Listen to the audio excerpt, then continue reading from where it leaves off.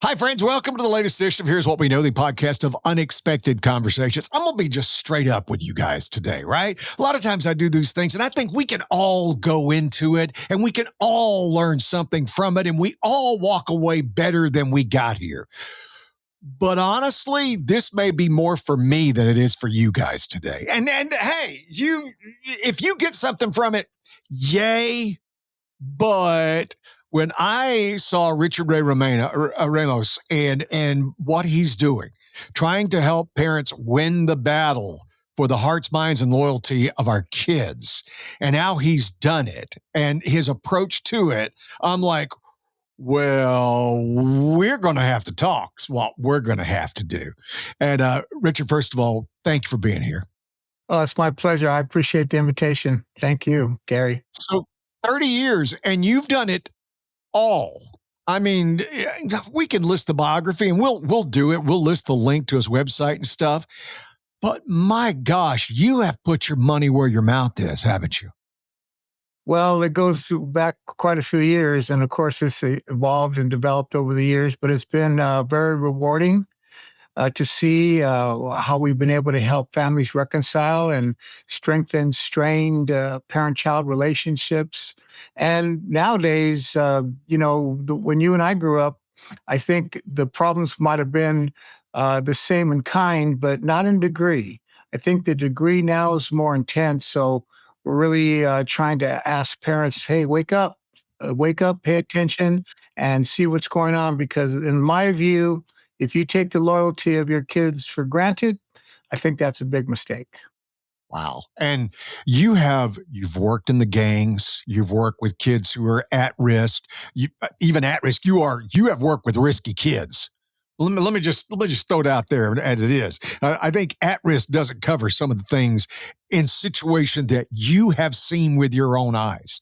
So this isn't apocryphal for you. This is, I've been here. I've talked to these kids. They've lived lives you can't imagine, you know? That's And right. and and these are the things you've learned over these.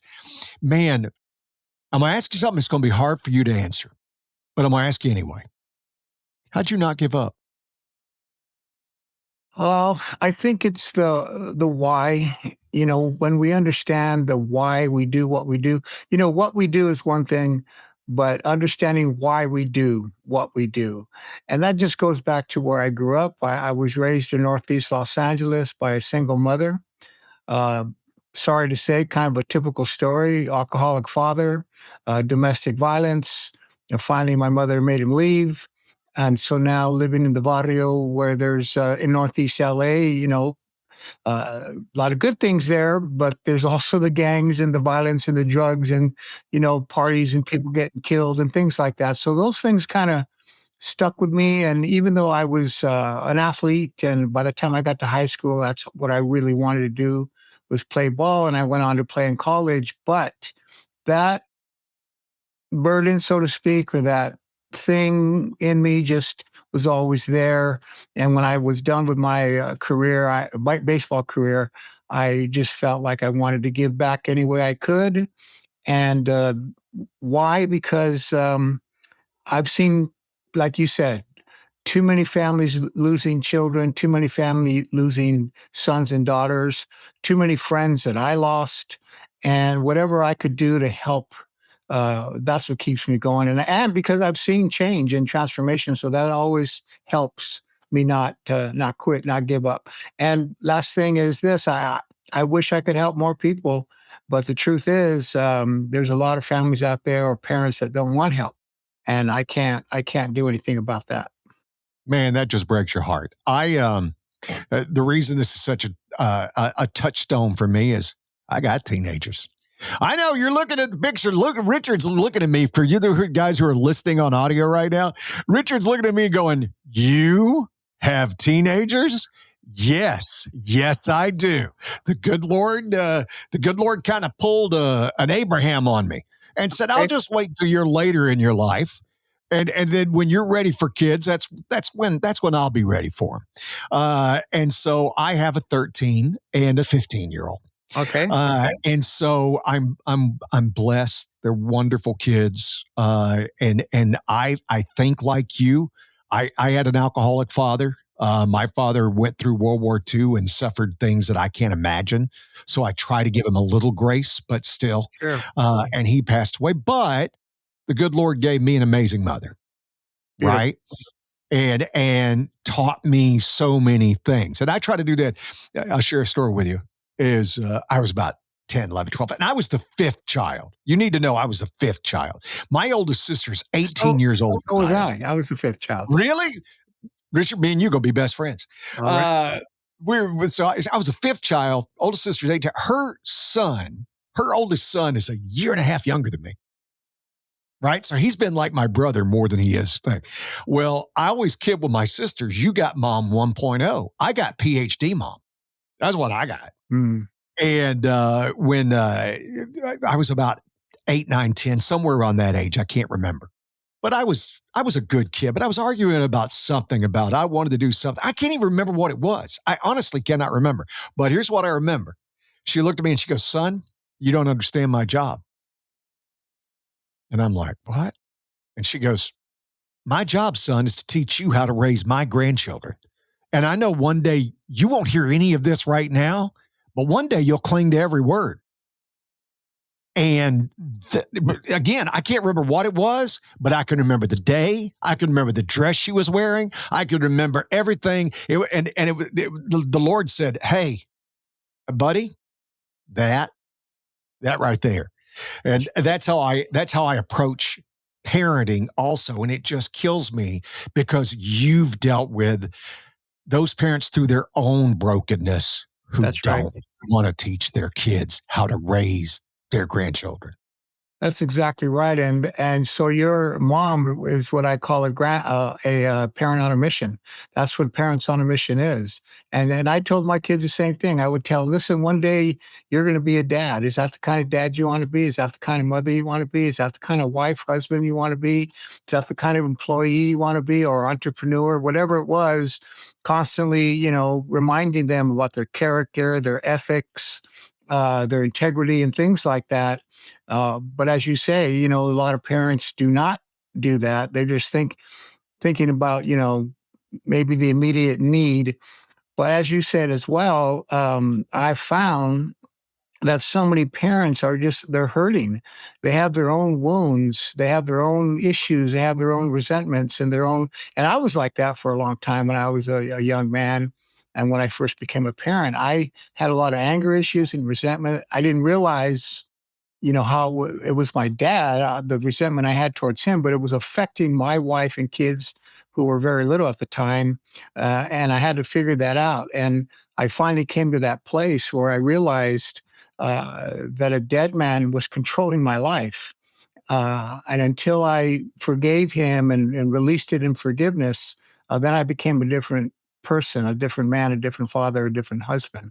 And one of the things we do in Parents on a Mission, and then that's the first thing we do actually, is we walk parents through self growth, personal growth, emotional maturity, and really an inner kind of healing. And how do you grab control and take control of your life. Stop living in the past. Stop being a victim and looking at today and start is rather than reacting to life, creating your life and things like that to help them live in the now and live for tomorrow and be the best version of themselves for their kids.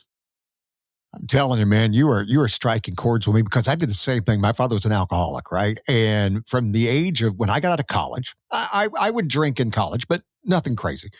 But from the ages of 21 through 31, I did not have a drop of alcohol because I wanted to prove to myself I was an alcoholic.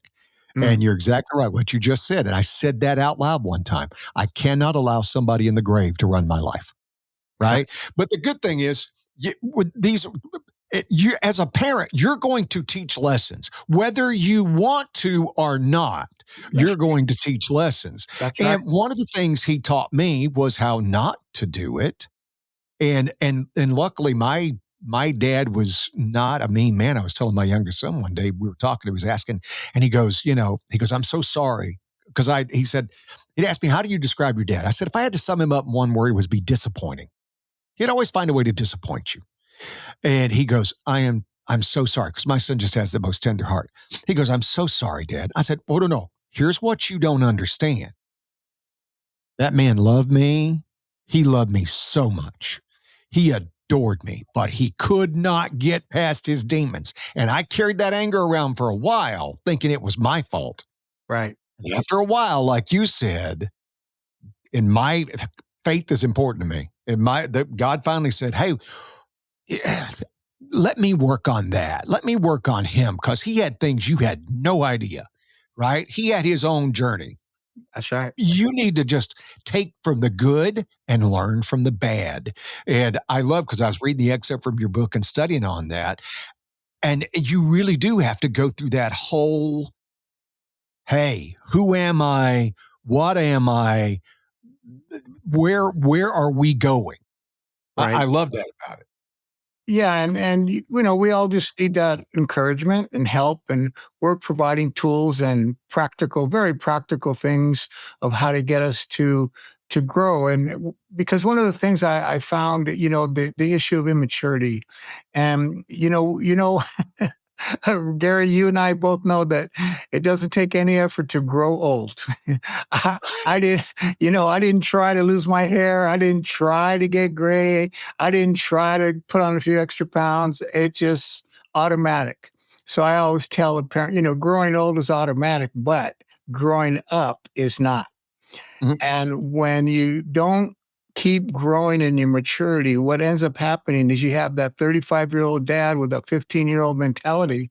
And the problem with that is then they start having children. And now their kids start to get that 12, 13, 14 years old. Not every child, in your case, they don't, but many child begin to act out. And now you have a 15-year-old mentality dealing with a 15-year-old kid, and that doesn't work very well. That just causes a lot of problems. And what I talk about is, parenting from our peak potential. And of course, nobody's perfect, and we can't maybe do it every single time. But for the most part, if we are growing in our emotional maturity, and we show them how to do that, and if you're growing in your emotional maturity, and then you begin to have whatever issues there might be with your kids, you can respond to them in a mature way rather than reacting to them in an immature way. And so those are kind of some of the things that we talk about. Well, and I love how you saying you're not perfect, and life doesn't act like it is on the TV show. It doesn't. That's That's right. written by somebody, and it's Right. all wrapped up in 30 to 45 minutes. Real life is messy, and Right. you're going to get it right a lot, and you're going to get it wrong a lot. That's right. And that's the best thing about being an older parent is I'll tell my sons every now and then, I handled that wrong. Boy, I wish I could get a do-over, but I can't. But what I can do is apologize. And again, it goes back into you're going to handle this wrong too, because I always talk in the future. As I always said, Richard, beautiful thing about parenting is you get to time travel, right? Right. Because you can when you're dealing with your kids, you can go, oh, now I can see what my mom was going through. And then you can project ahead. And I tell this to my kids all the time. And I literally said this to my son last night. I said, because I'm trying to teach you this because at some point, your 13-year-old daughter is going to go, hey, Dad. And I want you to be able to go, how'd the old man handle this? And you can either decide that I handled it great, let's try it, or you can decide, well, we're not going to do it that way. Yeah. And that's right. And what you said, Gary, is huge. Getting parents to be able to have the humility to admit when we're wrong, to admit that we didn't handle something right. I shouldn't have said that to you. I lost my temper. I'm still growing myself. I don't have it all together. I'm growing and trying, but sometimes I don't handle it correctly. But that's not the point. The point is, what do you do about it? And if we have the humility and we show as an authority figure, we show our children that, yeah, I'm the person in authority, but I still have the humility to recognize when I'm wrong, admit it, and ask for forgiveness. And that goes a long way. That in itself would solve so many family issues. Well, and it goes back to like what you were saying when you were raised, and you and I from that generation. Well, because I said so. Right. right? And, Yes. and sometimes that is a great thing. When you're dealing with a 3-year-old and you say, don't touch the iron. Why? Because I said so, Right. right? Right. There's time for you, but just as the child grows, and I was reading through everything, you need to grow with them. Right. That's right. You need to, I love the emotional maturity. You need to realize, and I try to remind that of my wife, sometimes because I'm the old man in the house. All right, let's be clear. And I try to remind her sometimes, hey, don't focus on the 2 or 3 things that drive you crazy. Look at the 400 things that they're awesome at. Right. Right. Because it's so easy. And one of the things you did, and yes, I did take the 4 quadrant test. I absolutely did. And we'll Good. talk about that here in a minute. Good. We do it with ourselves. We talk so bad to ourselves. To ourselves the way we would never talk to a friend. True. True. And then you're expecting it to change when you're dealing with your kids. Yeah, then that's part of the what we talk about, the power of your thoughts, and teaching parents about taking control of our thought life, because we can, and changing our thoughts, and using positive affirmations and things like that. And what you referred to was what I call the Parents on a Mission Medal of Honor, and the purpose of that Medal of Honor is, in the United States, we do a pretty good job of honoring, first responders, which we should, and celebrities and sports stars and all these people like that, which is, it's okay. But I don't believe parents are honored enough in our society. And so, what that exercise is, we're going to honor ourselves. We're going to teach you that you deserve to be honored. And so, that exercise of going through those four quadrants, you know, give me 3 words that describe you in a positive way. And a lot of parents struggle with that. They don't know how to do it. They struggle with, I got to talk about myself in a positive way about me. Oh, no, I can't do that. They struggle with that. And then the other one is, what is your main strength? And then the other quadrant, list all the services that you provide for your children. And then that's a laundry list. And then what are the sacrifices? So when you look at those things, I say, you see, let's go through that. And then I say, now, let me ask the class, does every kid have a dad like this? And the answer is always no. Does every child have a mom? Look at what she wrote, what she does. And they say no. And I said, that is why you need to know you deserve to be honored. Honor yourself. And so that's the process of just building that self-esteem for parents, building them up, and them having that ability to value who they really are, because society, I'm sure you agree, maybe you don't, we could talk about it. In my opinion, society today is undermining the authority of parents. Amen. Amen. I 100% agree with you on that. And the other thing we do, we make people afraid of being parents. Right. We talk about the terrible twos. No, they're Mhm. not. The And we talk athlete. about teenagers like I'm telling you, my sons are the most interesting people I know.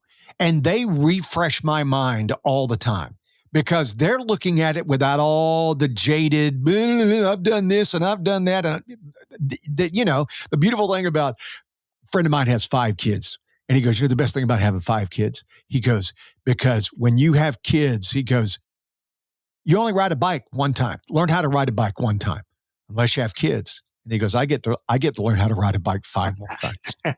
I get to go to a circus for the first time 5 more times. I Yeah, get to know what it's like to jump off the high dive 5 more times. And I'm like, that's that's beautiful. beautiful. That's That's beautiful, and that's what this is about, and we know, and I know this, I know there's a lot of great, like yourself, great parents out there, they're doing a great job, and that's why when I used to do a lot of gang intervention and prevention stuff, and I would always tell the authority figures, they would be asking the question, why do kids join gangs? And I told them that's the wrong question if you want the solution. That's not you're framing it wrong. The question that we should be asking is, why do most kids not join gangs? Because those kids are coming from a home where they don't need to belong. to something other than their family first. They belong to a healthy family and their loyalty is already given. So when a gang, the main thing about a gang, you got to pledge loyalty. You got to be down. Why would a kid do that? Well, the simple answer is because something's missing at home. So if we want an answer, let's look at why most kids don't join gangs, because you cannot show me, and I grew up in Northeast Los Angeles, you can't show me any neighborhood, any schoolyard, any playground where most of the kids are in the gang. It's not true. It's a minority of the kids that are in a gang. And if you compare their home life with the home life of their neighbors who go to the same school, same playground, same parks, they're not in the gang. What's happening in their home and what's happening in this home? And you see a vast difference, and it comes down to parents. And I always tell the parents, listen, we're not blaming you for everything, but I am naming you as the number one asset in the community. And that's who you are. And that's who you need to believe you are. And then let's build up to that and start being that best version of ourselves. I always say this because I read it. A buddy of mine wrote a book and he had this statistic and it's always stuck in my mind. This is a few years ago, about like the last 5 to 10 years. But they asked teenagers, if you could spend more time with anybody, who would it be? Number one answer, your parents. Your Wow. teenagers. Beautiful. Number two, by about 15 points back, was their friends. Number one, parents. Yep. That's how big of a deal. Even when you think they don't want to talk to you, they do. They do want to have, even when you think that They do. the eye roll, the whole thing, they do. And I love your use of the word loyalty. And I try to paint that word, we pray in our family. And it's like I always try to remind them of the beauty that is the family. Yeah. Right. That's we've been given this wonderful gift. And my wife even has the hashtag Team Thomas. That's what we do. And that's how our friends refer to it. And how do we install that in our children? And more importantly, and this is going to be the hard question for you to answer. How do we get young men to commit themselves to raising their children? Because I see that as a huge problem that truly breaks my heart when in the areas you're talking about, where lower income are hard neighborhoods. Right. There's a lot of people, as you were saying, that grew up hard and poor, and the dad is there and he is raising great children. So it's not just a blanket situation. How do we get those young men who maybe don't have that great example to truly understand, hey, parenting's the hardest thing you'll ever do. It is also the single most awesome thing you will ever do. And if you choose not to have kids, I respect that decision. I really do. Don't be a parent unless you're going to really be into it. But if you get into it, wow, yay, you won. Lottery right there. Well, I think the first thing, Gary, that has to happen is that they have to want to. It's just like anything else. We can't force people to learn and grow and be. They have to want to learn and grow and be better. I want to be a better professional. I want to be a better ball player. I want to be a better school teacher, whatever you're doing. So there has to be that desire. So sparking that desire is exposing them to curriculum like mine or mentors like mine, like the ones we create, or some kind of visual, maybe a film, a movie that would inspire them, something that's going to inspire them to say, you know what? I want to be like that guy. I want to be like that dad. So that could be a movie, it could be a book. But the third thing then is to provide the program. If somebody were to say, hey, I want to get better, now what? What do I do? And that's what I try to provide with my program, Parents on a Mission. It's really a common sense, simple program. The key is to do it because, as we know, common sense is not common practice. But when you develop these groups that we develop, because what I'm doing, I develop mentors so that I can expand the program. Just one guy. It's like a discipleship program. I certify them in my curriculum. Then they take it to wherever they're living, in the prison, in the jail, in the school district, the nonprofit, the church, wherever it is, and they teach the curriculum in their community, and then that becomes a support group. So for men, young men, that one guy who could, I've done it myself. I don't do it as much anymore like I used to, but we have mentors who can encourage, recruit, teach, and model for these young guys you're talking about. But the key is they got to want to. And that inspiration, like I said, can come from any number of places, but sometimes it's just simply reaching out and building relationship with people and showing them there's a better way to live your life. There is. And I just try your best to encourage. I just, again, when you say it's almost anti-children sometime is the way I feel about some of the things. The most hackneyed comedian in the world is going to get on and talk about how horrible kids on planes are. Mm. Ah, And I just want to go, really? Is that where we're at now? And you've never been on anybody who has a child. Do you think, who do you think's having the worst time? You or the parent? right. Yeah, Because I guarantee you the parent is. that's right. And if anything, I've tried to help. I've got my on-air partner. She will literally go up and start dangling keys and go and ask the parent, because a female can do this where a guy can't. She'll go, can I take them and walk with them for you just to get them a different situation and to give you a break? Yeah, Right? yeah, Where it's a different way of living that you and I grew up in. The kids and social media and the internet is hard to fathom. And as I try to sit back and say with my kids, everything you do is going to live forever. Now, it was different for you and I, but it also had its challenges because everything could be hidden right. and you could wreck your life secretly. Now, you got to wreck your life publicly, right? Which is, it's easier to be good when you know there's a camera on you all the time. That's It's right. just easier. It's a lot easier, harder to be good when I could get away with this. That's right. Nobody would ever know but me. So there's always been, and again, I I tell this story, but a buddy of mine was telling me he said my daughter's decided not to have kids, and I said, oh well, okay. He goes, yeah, she just said it's too hard of a world with global warming, and I mean you look around and you see all this stuff and the politics, and I looked at him and we're the same age. I said, do you remember hiding under your desk in case of a nuclear bomb attack? Hmm. Do you think it was easy when our children had our parents had children? What do you think it was like having kids in the 1200s? You think that was easy? And now you're worried about something that even if it plays out, we're talking hundreds of years, if not thousands, Right. before it would affect how your daughter lives her day-to-day life. Really. But we've forgotten it because we all get locked into, well, I'm the most important generation. This world can't go on without me. Have you seen how great I am? Which is what's crazy, but we all have certain things in the time we were born. And That's today is challenging, but it's not impossible. no, no. No, not at all. It's not impossible.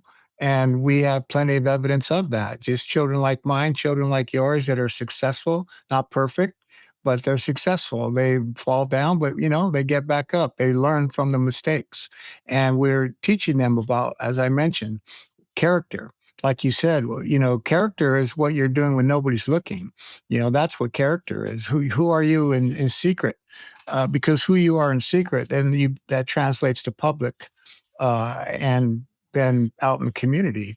Your private life, your secret life, your private life, your public life, and teaching kids, hey, it's about what decisions you're making in secret that nobody else knows about.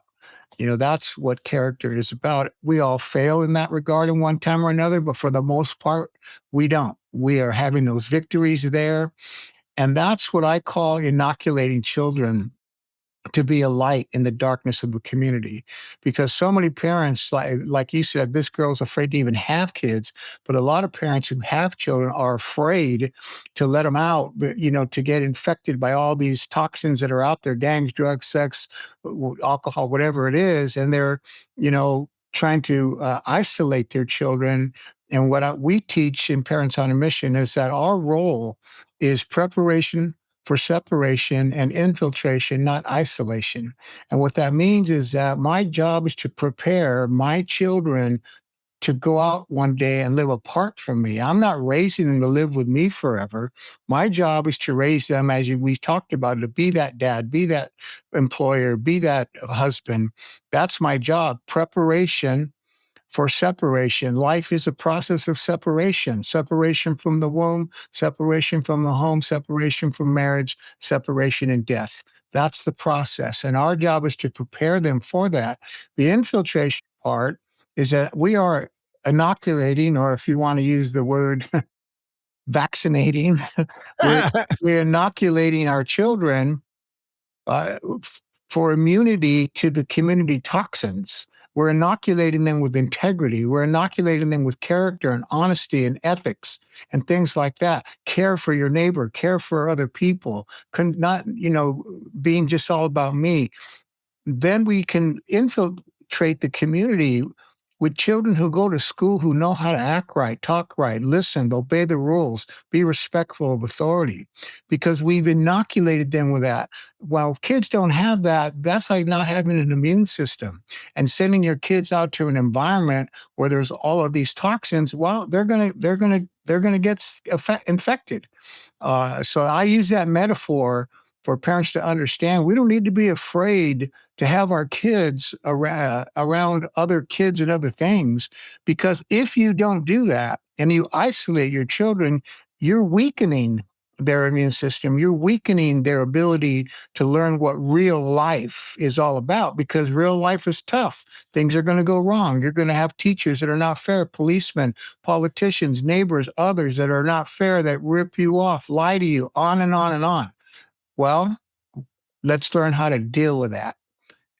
And so the preparation for separation, isolation, or infiltration, not isolation. That's one of the lessons that we teach in Parents on a Mission. I 100% agree. And I've told that to my wife too. I'm like, we're raising them to want to leave, not because of it being horrible. Eh, I remember because I was the youngest child and I was going to go to college, and my mother was like, "Well, you could go to the junior college in Alabama because the oil money, they found oil off the coast, it was free." She goes, "You could go to the junior college." And I remember going, "Mom, you've raised 5 kids. You've taught me how to do this. I'm gonna go out there and do it. I can't wait to get out there and do it. I can't wait to do my life because you've given me all the tools I need. I'm ready." And that's the thing about, I remind my wife all the time, we're raising them to want to leave. And we will always miss them. And the beautiful thing is we will always know they have a place to come home to, That's right. right? To Right. come see and stuff like that. And I do love about installing them with the integrity, Yes. because listen, one of the things they found out, again, this is not political, but when the COVID came out, what did we all do? We bought vats of antibacterial wipes, vats of them. Right. They literally just came out in the last week. I was talking about this. They've come out and find out that those antibacterial anti things are harmful to the human body. Right. That's science. That's not a philosophical debate. It's science. It has hurt us. It has made us weaker because you need the bacteria. You need all of that stuff. Is how you build up the immunity. And yes, your kids are going to meet ne'er-do-wells, Right. right? That's But you're going to have the integrity, because it's always, as you said, it's always going to be there. And how you react. And I think one of the other things I'm trying I tell my kids this all the time. I wasn't the best guy.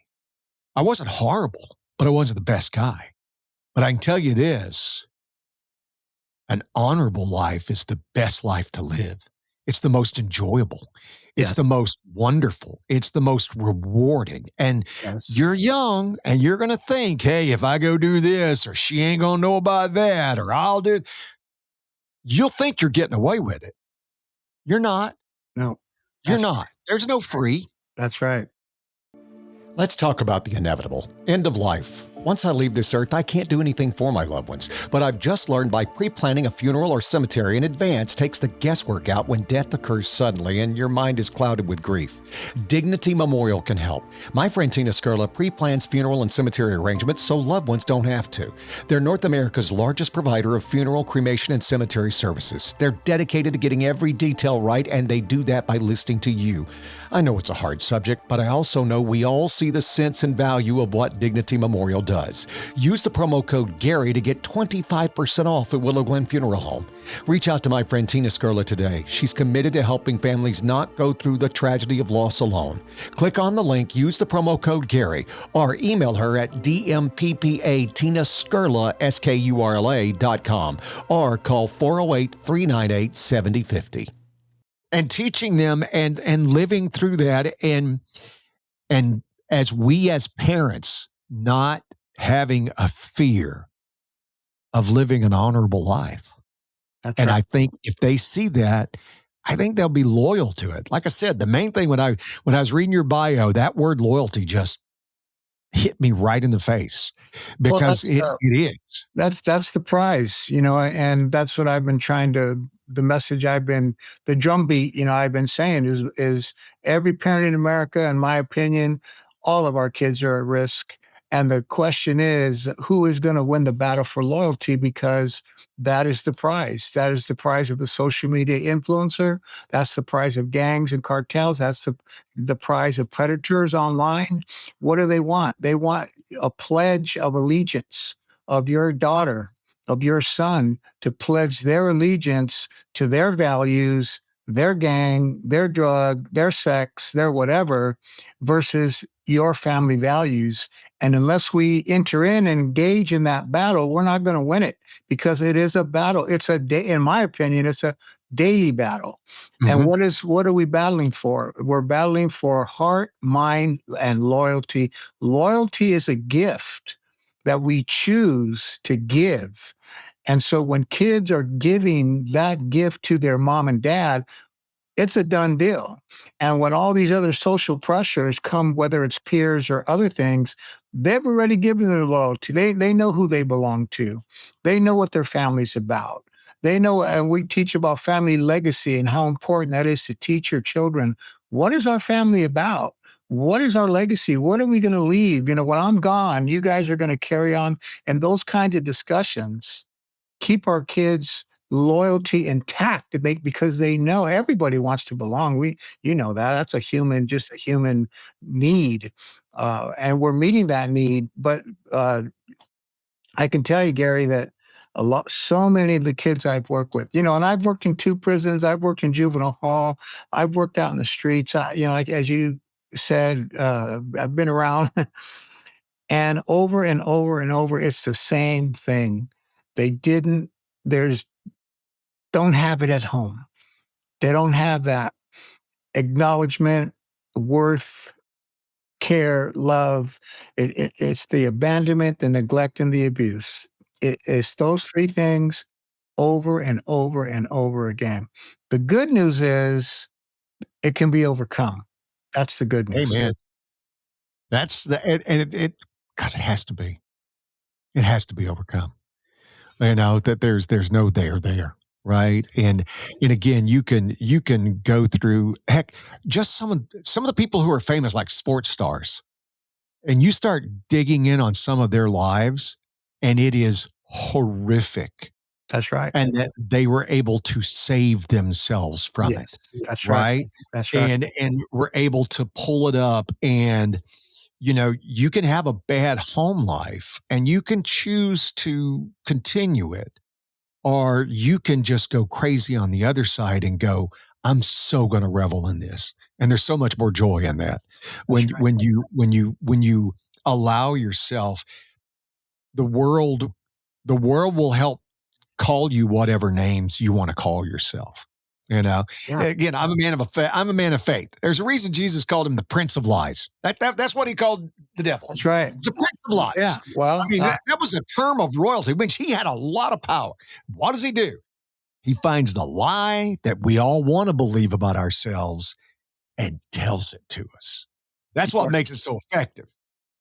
I mean, what would we do without our faith? I hate to even think about it, but I did live many years without it until I found the Lord. But a lot of people don't have that, and it's like, gosh, how are you making it, without having faith in a higher power in God and Christ, and all of those things that go into that.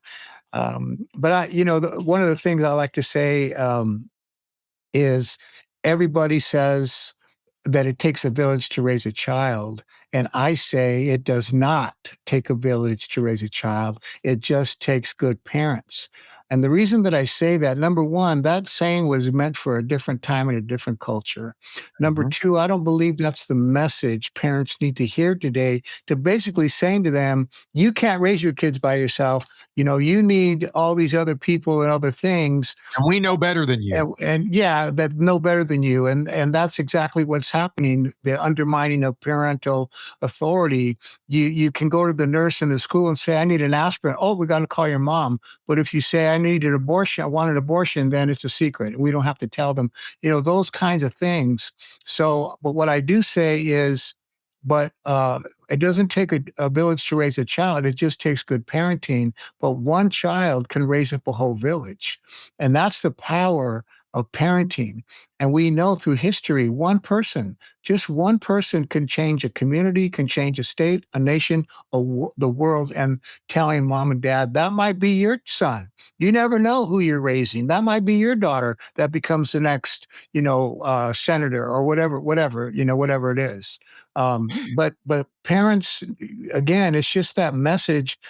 uh, don't abdicate your authority to the coach and the counselor and the pastor and the priest and everybody else. You are the authority figure in the life of your son or daughter. And if it's true, I always ask this question: if you believe it takes a village to raise your child, how many of you are willing to turn your child over to the village? And nobody ever raises their hand. And that's because from the White House to the church house to the schoolhouse, we don't know who we can trust anymore in this country. There's just too many scandals, too many things going on. We don't know who we can trust. We got bars on our windows, fences around our home, bars on our doors. Why? Because we don't know who we can trust. So that saying, another time, another culture, but mom and dad, it's about you. That's who your kids need to be raised by. Your love, your attachment, your care, your concern. It's what I tell my sons this all the time. Hey, dudes, I've known you longer than you've known you. That's right. Right. So I can tell the moment you walk into the door. I can literally tell within 10 seconds if something's up. I can, because I've seen you in every situation you've been in so far. I know when things are different.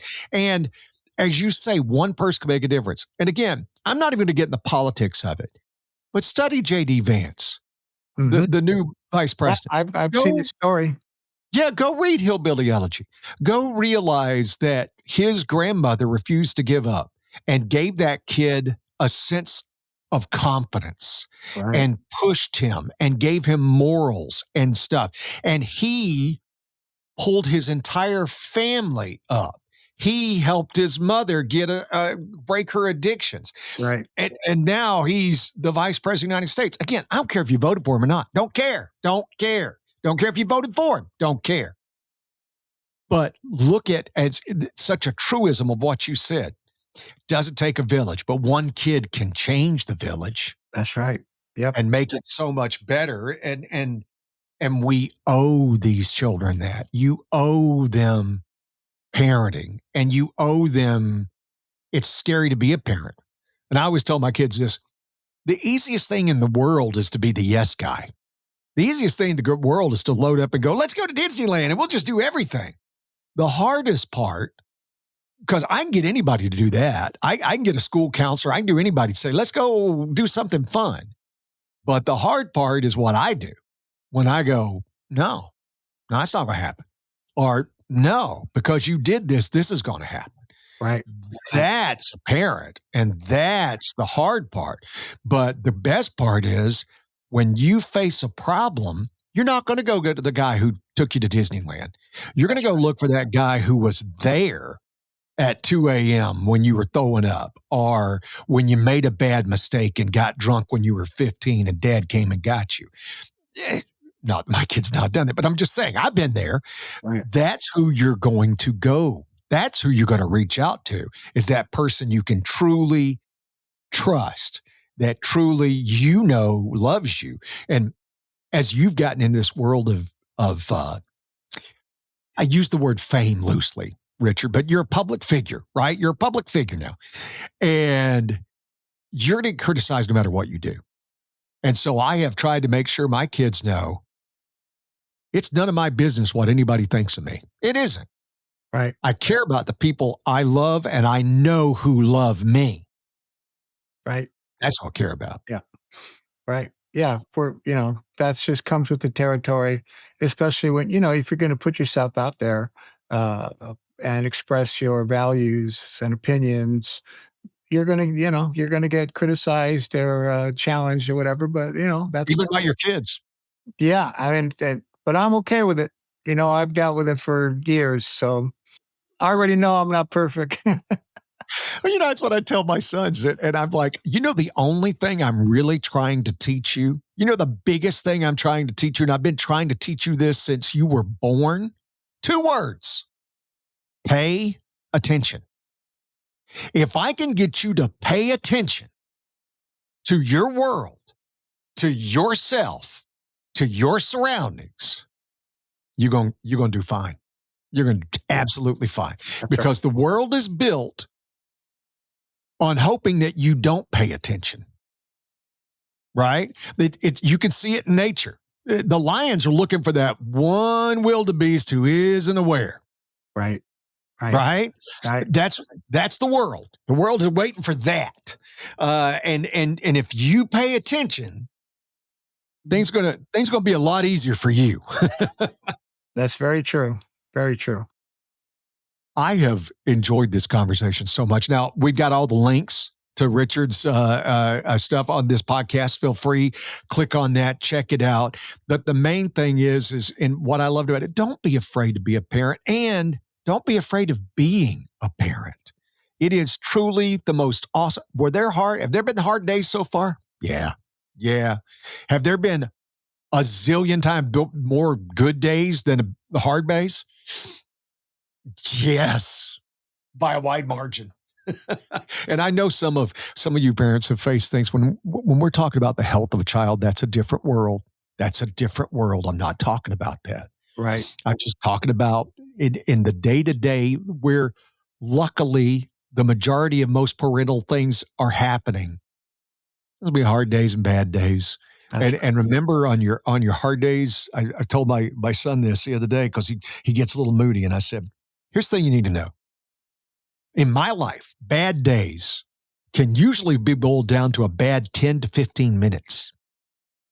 And then I turn that into a bad hour. And then I turn that into a bad day. And then I make that the bad week. And then I say January was a bad month. And then I say 2025 is a horrible year. When it really was 10 to 15 minutes on one day on a Tuesday. That's right. Yeah. That's right. And it's the same thing with parenting. You get some of the people, and when you go, oh, well, my kid did, and I go, yeah, but what was that all the time? No, it was just this one. Yeah. Right. Okay. Yeah.